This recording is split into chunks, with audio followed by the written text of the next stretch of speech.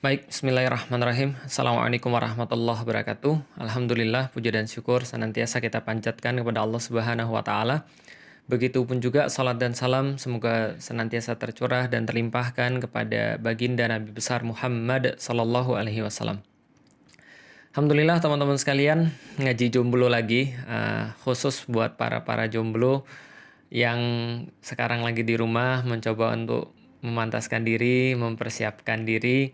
Eh, saya kemarin bahas tentang mencari kayu di tengah hutan ya. Dan saya ternyata setelah saya melihat banyak sekali komentar-komentarnya, saya pikir saya harus mundur lagi ke belakang, yaitu adalah membahas tentang sesuatu yang lebih mendasar daripada mencari kayu di tengah hutan, terkhusus buat teman-teman yang memang mungkin sebenarnya saya sudah bahas ini dari tahun 2012 semenjak saya main di Twitter. Tapi terus terang ketika saya di Instagram mungkin saya nggak terlalu banyak bahas ini sehingga mungkin kita harus lebih ngulang lagi. Jadi teman-teman sekalian, insya Allah dirahmati Allah. Jadi gini, yang mau saya bahas hari ini saya sudah kasih bocorannya di Instagram, tadi saya story, itu adalah tentang masalah persepsi. Dan masalah persepsi ini menjadi sangat penting sekali untuk kita bahas karena ini yang menentukan segala-galanya.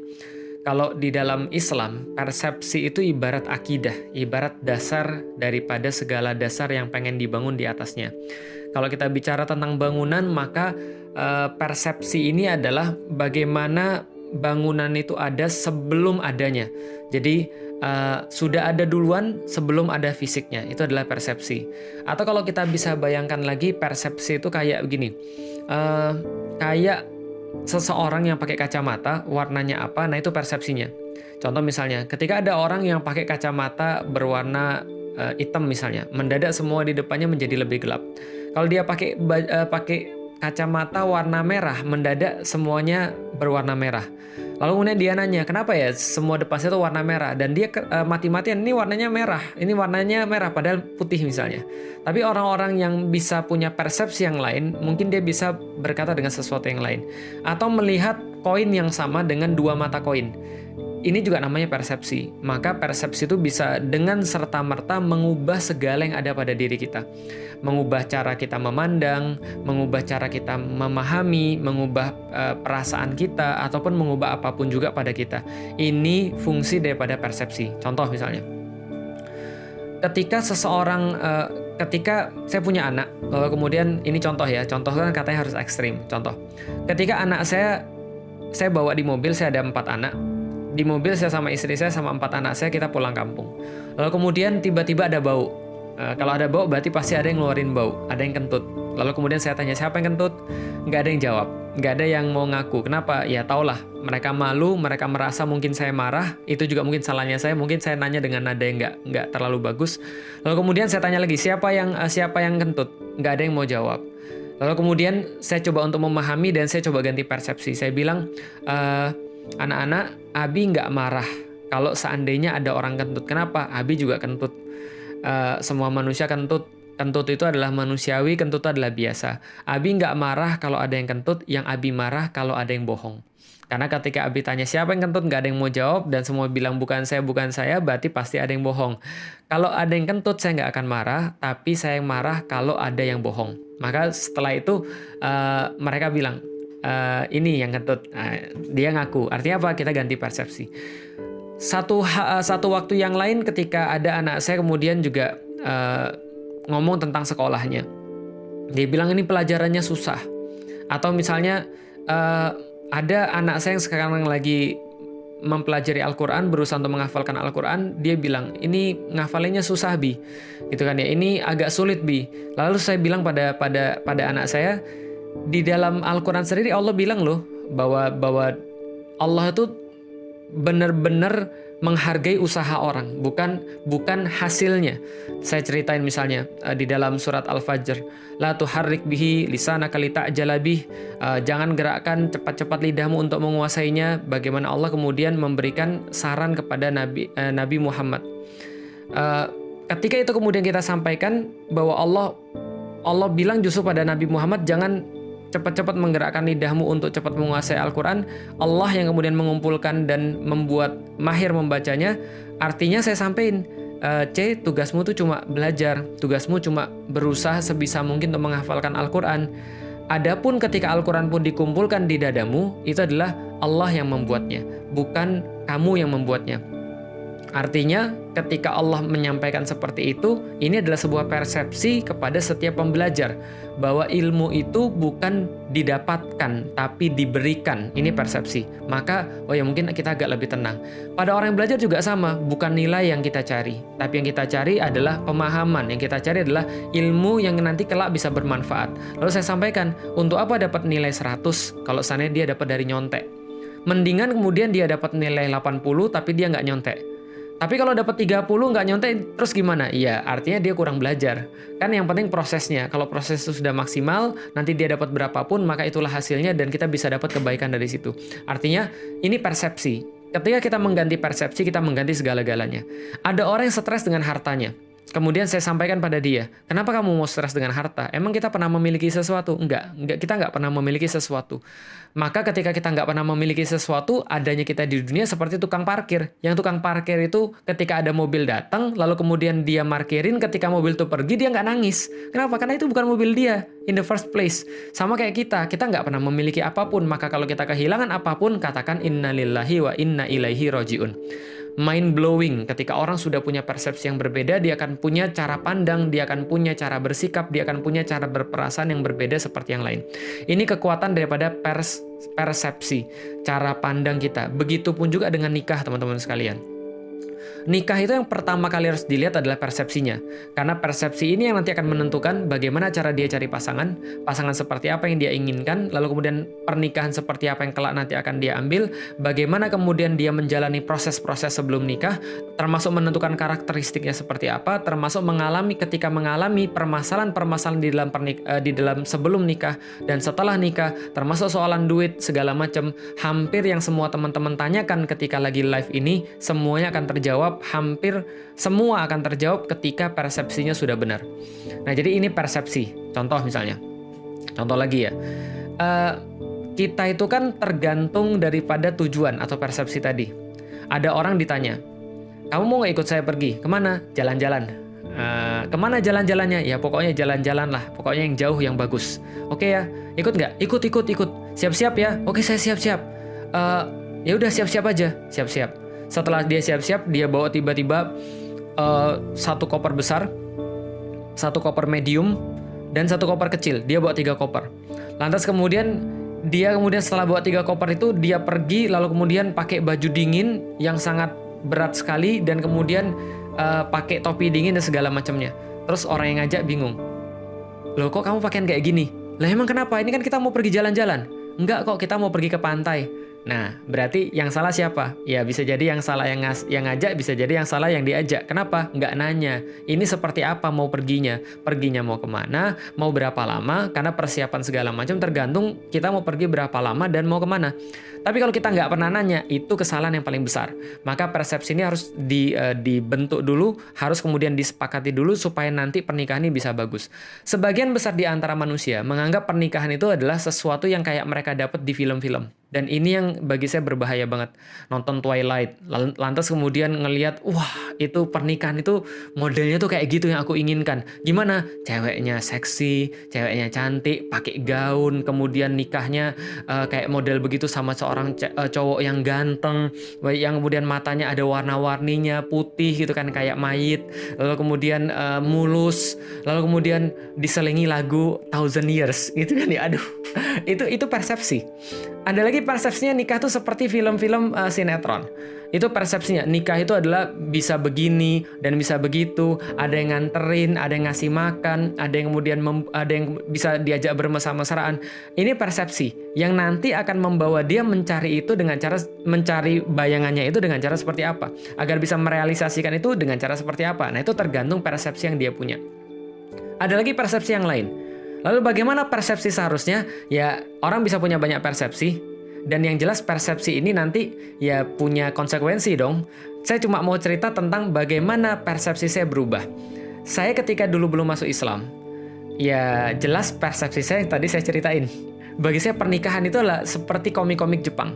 seperti kemudian yang saya bayangin ketika di film-film. Maka yang saya cari apa? Romantisme. Yang saya cari apa? Hubungan antara laki-laki dan wanita, kangen-kangenan, telepon-teleponan, sayang-sayangan, lalu kemudian diperhatiin, senang merasa diperhatiin, senang bila merhatiin orang. Apa goalsnya? Pegangan tangan, lalu kemudian meluk dan segala macamnya. Itu dulu ketika kita belum ngerti bagaimana ada persepsi yang lain. Maka ketika saya punya persepsi seperti itu, nggak heran ketika saya sudah punya pacar, lalu kemudian ditanya sama teman, pertanyaannya, sudah pernah pegangan tangan belum? Gitu kan ya. Lalu kemudian setelah tanya seperti itu, dia tanya, udah diajak nonton belum? Film apa yang bagus ya diajak nonton? Dan sebagainya. Sudah datang ke rumahnya belum? Sudah ngomong apa belum? Ini adalah tergantung dengan persepsi. Karena yang kita bayangkan pernikahan itu cuma all romantic. Kita nggak tahu bahwa pernikahan itu ada satu tujuan yang lain. Nikah, lalu kemudian ada yang diajak ngobrol terus, ada yang perhatian, atau kalau yang sudah lebih mesum orangnya pikiran hal-hal yang lain lagi, hal-hal biologis yang dia dapat setelah nikah. Setelah itu kemudian dia mikirin setelah itu punya anak, setelah punya anak dia jadi seorang bapak, lalu kerja untuk mencukupi anaknya, setelah itu sampai mati. Selesai, kayak di film-film. Live happily ever after, gitu kan ya. Jadi itu seolah-olah nikah tuh begitu. Itu persepsi saya. Maka ketika saya berpersepsi seperti itu, wajar kalau saya nyarinya lewat jalan pacaran. Wajar kalau saya setelah pacaran pengen pegang tangan pacar saya. Wajar ketika itu saya pengen ngajak dia nonton, karena begitulah seharusnya orang yang berpacaran. Wajar ketika itu saya pengen datang ke rumah dia ketika bapaknya lagi nggak ada, atau nelpon ketika bapaknya angkat saya tutup, gitu kan ya. Itu zaman dulu ketika belum ada handphone, belum ada sosial media. Tapi kebayang ya tinggal diganti aja sekarang wasilahnya apa. Sekarang misalnya wasilahnya DM-an misalnya, atau wasilahnya ngajak live bareng misalnya, atau wasilahnya apa, komen-komenan dan segala macamnya. Ya itu tinggal masalah wasilah aja. Tapi dari persepsi itulah ditelurkan bagaimana cara orang bersikap. Maka saya nggak merasa keberatan ketika pacar saya berbeda agama. Waktu itu agama saya masih agama Kristen Katolik, sementara pacar saya agamanya Islam misalnya. Maka saya nggak ada keberatan. Kenapa? Karena itu sama sekali nggak masuk dalam persepsi masa depan saya. Itu sama sekali nggak masuk dalam tujuan saya. Dan saya sama sekali nggak berpikir tentang itu. Lantas kemudian ketika kita bicara tentang pernikahan, kita bilang, udah nanti aja lah kita bicara tentang pernikahan. Yang penting kamu kuliah dulu, aku kuliah di Bogor, kamu kuliah di Jakarta. Nanti kalau kita sudah selesai, kita baru akan bicarain dan ngobrol tentang masalah pernikahan. Mereka nggak akan serius untuk ngomong masalah pernikahan. Dan mereka nggak akan serius untuk merencanakan apa yang akan mereka lakukan pasca nikah ini. Bahkan mereka nggak pernah serius untuk membicarakan tentang kehidupan mereka sendiri. Jadi bagaimana mau membicarakan kehidupan berdua? Orang kehidupan sendiri aja belum jelas, gitu kan? Ya tapi ya itulah kebodohan masa lalu. Sekarang udah pintar, enggak? Sekarang masih makin bodoh, masih bodoh malah makin bodoh. Kenapa? Karena semakin kemudian kita ngelihat ilmu itu luas banget dan kemudian kita lihat ulama itu banyak banget, kita semakin tahu bahwa kita ini adalah orang yang nggak berilmu. Tapi itu pembahasan yang lain. Nah, tapi ketika saya masuk Islam, persepsi itu menjadi berubah. Ketika saya masuk Islam, maka Islam mengajarkan kepada saya satu persepsi dasar. Apa persepsi dasarnya? Ternyata ada kehidupan setelah kehidupan yang sekarang. Bahwa ketika saya menggunakan akal saya, lalu saya berpikir, teman-teman bisa tonton di hashtag Mengapa Islam di YouTube. Ketika saya kemudian berpikir dan saya menggunakan akal saya secara penuh, saya menemukan bahwa manusia ini tidak hanya sendiri di dunia. Tapi manusia ini punya satu kemudian asal. Lalu kemudian akan berakhir. Dan ketika dia berakhir kembali kepada asalnya, kepada penciptanya, maka dia membawa seluruh apa yang dia lakukan di dunia ini untuk dipertanggungjawabkan untuk kehidupan yang berikutnya. Untuk kehidupan yang lain, kehidupan yang real, kehidupan yang bukan mimpi seperti sekarang. Karena sudah saya sampaikan, hidup itu menurut Al-Quran itu seperti ketika orang bangun dari yaumil kiamat. Jadi ketika kita mati, lalu kita bangun di yaumil kiamat, kita ditanya oleh Allah, bagaimana tentang hidup ini? Kita bilang ini kayak mimpi. Saya merasa kayak lama banget. Kayak pas kita lagi mimpi, kita merasa lama banget. Tau-taunya pas kita bangun, itu cuma mimpi ya. Cuma sepotong aja. Nah, saya menyadari hal seperti itu sehingga saya merasa bahwa ada kehidupan setelah mati. Dan itulah kehidupan yang real. Maka semua yang ada di dunia sekarang yang saya alami adalah sesuatu yang cuma diberikan untuk bersiap-siap untuk menghadapi kehidupan yang real. Ibarat kayak ada orang yang ngajak saya untuk kemudian jalan-jalan, lalu kemudian dia minta siap-siap deh untuk nanti kemudian untuk jalan-jalannya. Siapin bajumu, siapin kemudian perbekalanmu, siapin duitmu, nanti kita mau jalan. Nanti ketika kita jalan, kita akan sampai ke tempat tujuan kita. Seolah-olah kayak gitu aja. Maka ketika saya sudah memahami, saya punya perspektif yang berbeda. Apa perspektif saya? Oh, ternyata hidup ini cuma ibadah. Oh, ternyata hidup ini cuma untuk menghamba kepada Allah. kok cepet banget sampai kesimpulan gitu ya. Nanti kalau saya panjangin ini jadi pembahasan akidah, bukan pembahasan nikah gitu kan ya. Tapi sekarang kita coba membahas nikah. Setelah saya punya persepsi yang baru bahwa ternyata hidup ini cuma sementara, bahwa ada kehidupan setelah kehidupan yang sekarang, maka persepsi saya tentang pernikahan pun berubah. Persepsi saya tentang pernikahan awalnya daripada cuma romantisme belaka menjadi sebuah pertanggungjawaban, menjadi sebuah ibadah, menjadi sebuah aktivitas yang harus saya pertanggungjawabkan. Dan aktivitas ini adalah pertanggungjawabannya adalah pertanggungjawaban atas ibadah yang paling lama. Karena kalau sholat cuma 5 menit, 8 menit, kalau antum khusyuk banget bisa 15 menit. Tapi kalau kita menikah ini bisa bertahun-tahun. Dan kita tidak ada satupun orang, kecuali orang gila, yang nikah sudah berencana nikahnya sampai kapan, kan gitu kan ya. Kita pengen untuk selama-lamanya, kita pengen bahkan istri kita itulah yang menemani nanti kita di surga nanti. Karena pandangan kita sudah berbeda, perspektif kita sudah berbeda, persepsi kita sudah berbeda tadi, maka semuanya pun berbeda. Oh, ternyata yang namanya nikah itu adalah sebuah ibadah. Kalau sebuah ibadah, maka saya harus paham ibadah seperti apa yang diinginkan oleh bos saya. Karena ini masalah ibadah bukan masalah saya suka, bukan masalah saya demen, bukan masalah apa yang saya prefer, tapi apa yang dia prefer. Ibaratnya gini, ada bos bilang, Dek sini dek, ya bos, kerjain ya, ini ada 3 tugas buat kamu, ada 5 tugas buat kamu, 3 ini wajib dikerjain dan saya pengen hari ini selesai. Kalau kamu masih punya waktu, kamu bisa kerjain yang 2. Tiba-tiba kemudian setelah hari itu selesai, bosnya nanya, gimana tentang 5 kerjaanmu tadi? Dia bilang, sudah bos. Yang sudah berapa? 2. Loh kok 2? Iya kan saya minta 5. Iya bos, tapi 2 ini yang terakhir udah selesai. Ini kan bukan saya minta untuk dikerjain hari ini. Yang kalau punya luang baru kerjain. Iya bos, tapi yang 2 ini bos, saya kerjain sebaik-baiknya bos. Ini yang paling keren yang saya kerjain bos. Karena saya paling ahli dalam 2 ini bos. Tapi yang saya minta yang 3 tadi pak, itu nggak bisa saya kerjain bos. Saya nggak peduli kata bosnya. Kamu dibayar untuk kemudian mengerjakan yang 3 ini, kalau punya waktu baru yang 2. Nah sama seperti pernikahan. Pernikahan ini kalau perspektif kita, persepsi kita adalah ibadah kepada Allah selaku yang punya hidup manusia, selaku yang punya gawean daripada seluruh dunia ini, maka kita harus kemudian sesuai dengan apa yang dia minta. Maka ketika orang-orang itu sudah menyadari persepsi yang baru ini bahwa pernikahan adalah ibadah kepada Allah, dia akan cari bagaimana ibadah yang diinginkan oleh yang punya gawe. Bagaimana ibadah yang diinginkan oleh yang punya perusahaan, yang punya kehidupan kita ini. Maka dia akan list, dia akan mempelajari. Oh, jadi pernikahan yang diinginkan itu adalah yang seperti ini. Yang diridhoi itu adalah kayak begini. Oh, ada contoh-contoh buruknya juga loh, gitu kan ya. Contoh-contoh buruknya seperti apa? Nabi Lut, gitu kan ya. Allah katakan semua akan diselamatkan illa imra'atahu, gitu kan ya, kecuali istrinya, gitu kan ya, dan seterusnya dan seterusnya. Berapa kali Allah bilang kayak gitu? Oh, ini contoh yang salah. Berarti relasi pernikahan tuh nggak boleh kayak begini. Oh, relasi pernikahan yang baik itu kayak begini. Oh, misalnya ada Khadijah, oh ada Sofia, oh ada Aisyah dan seterusnya. Dia melihat bagaimana kemudian ridha Allah. Dia list semuanya itu, dia pelajari. Maka dapatlah dia rukun-rukun nikah, dapatlah dia syarat-syarat nikah, dapatlah dia kondisi nikah yang ideal. Kenapa? Karena dia menganggap bahwa nikah itu kayak ibadah. Maka kondisi nikah itu sama seperti ketika dia lagi sholat. Sebelum dia sholat, dia tidak terburu-buru untuk sholat, tapi tidak juga melalaikan sholatnya itu. Dia kan mempelajari sholatnya itu. Setelah dia punya ilmu untuk sholat itu, maka dia masuk kepada sholat itu bukan dengan nafsu, bukan terburu-buru, bukan apa ya, bukan dengan ya terburu nafsu gitu kan ya. Bahasanya itu adalah ya kesusu kalau bahasa Jawanya ya. Ya enggak datang dengan cara seperti itu. Tapi dia datang dengan cara yang tenang karena dia sudah tahu. Karena ingat, ketidaktahuan itu mengakibatkan ketakutan, sedangkan pengetahuan itu mengakibatkan ketenangan. Jadi kalau Anda belum cukup tenang, berarti Anda belum cukup tahu. Nah, artinya adalah ketika dia sudah cari tahu semua itu, maka dia akan cari tahu. Kalau yang saya inginkan adalah yang seperti ini, dia sudah list semuanya, maka gimana cara saya nyari? Oh, berarti bukan lewat pacaran. Kenapa? Pacaran tidak akan pernah mendapatkan saya raw material seperti yang saya inginkan. Waduh, emang kita kayak mau masak aja? Enggak. Pacaran tidak akan pernah mendapatkan kepada saya material yang saya inginkan, spek yang saya inginkan. Gampang ya? Baik itu adalah laki-laki ketika dia mau nyari wanita atau wanita mau nyari laki-laki. Dia nggak akan pernah dapat spek itu dari jalan pacaran.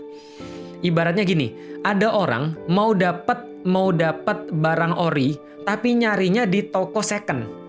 Ya gimana dia bisa dapat barang ori? Ya kalaupun dapat barang ori, ngeri kali kita di toko second. Ya kalau mau cari di toko ori lah. Gitu maksudnya. Artinya ini maksudnya kalau Anda mau cari raw material, spek yang benar dengan apa yang diinginkan, Anda akan dapat pada satu kesimpulan. Kalau saya mau taat pada Allah, bukan di sini yang saya cari.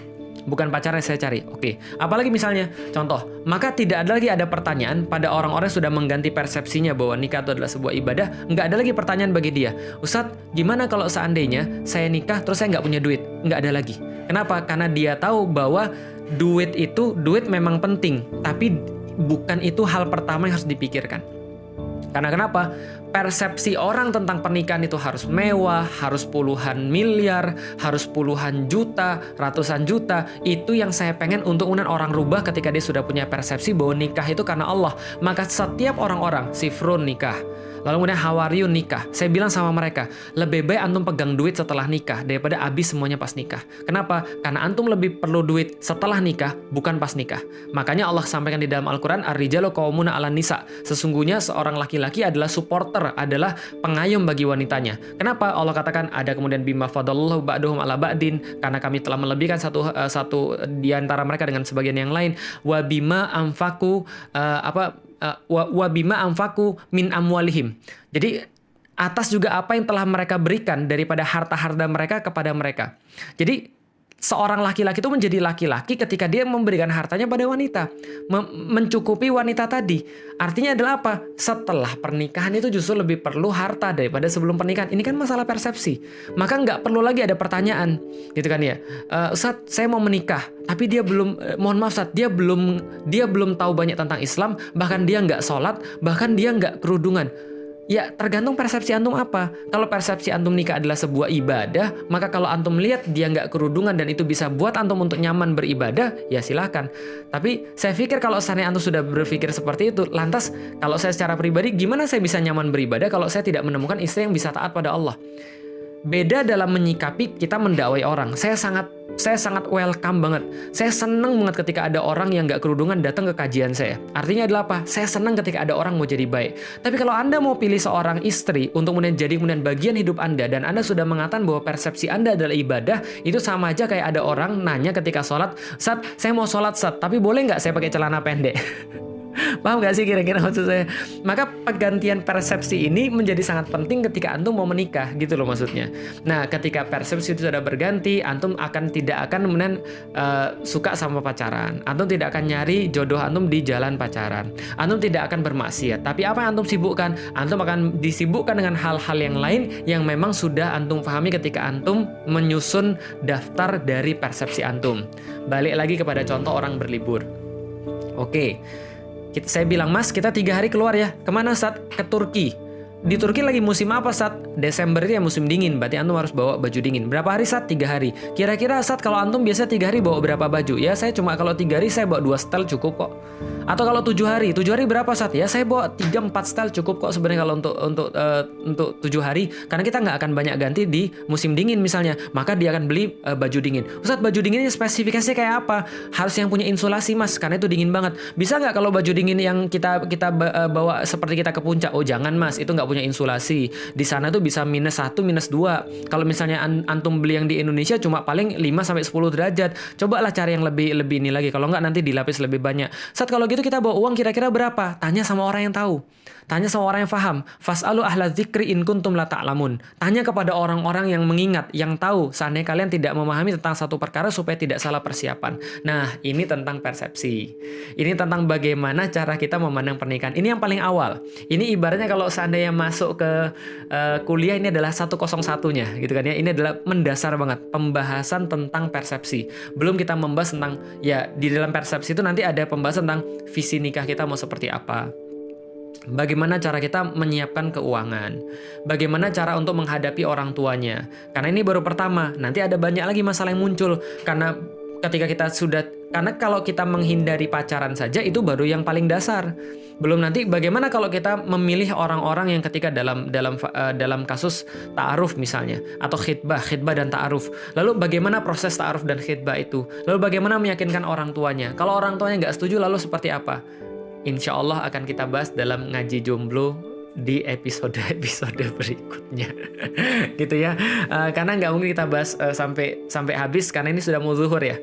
Karena sudah mau zuhur teman-teman sekalian, saya pikir tidak ada tanya jawab. Untuk teman-teman yang mau bertanya, silahkan komen di YouTube.